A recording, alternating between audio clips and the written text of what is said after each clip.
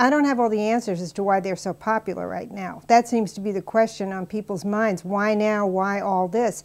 I think it's kind of author-driven. You know, you've had authors like Stephanie Meyer and Charlaine Harris, and they've come up with things that nobody thought of before, and they have attracted a huge audience. So if you didn't have those particular authors and several other authors, maybe there wouldn't be the craze.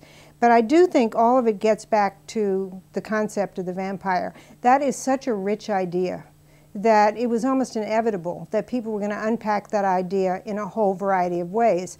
I mean, everything you're seeing now in vampire movies or films or books, I mean, it's all there in the concept, potentially, of this supernatural monster who is really human, who has a human heart and maybe a human soul, and yet he's a supernatural being and he's immortal.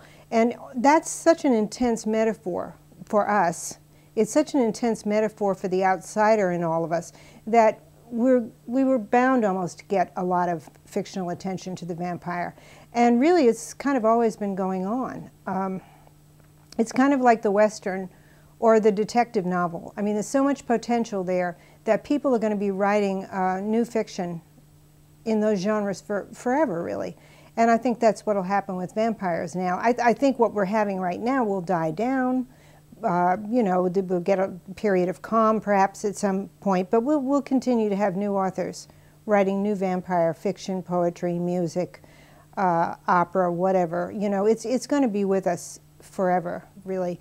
I myself think Charlaine Harris is a very clever writer, and there's a lot of satire and wit in True Blood, the HBO series. It's amazing how that series works. The humor is really terrific, and yet it keeps dipping into almost cornball romantic metaphors and cliches, and it's just amazing.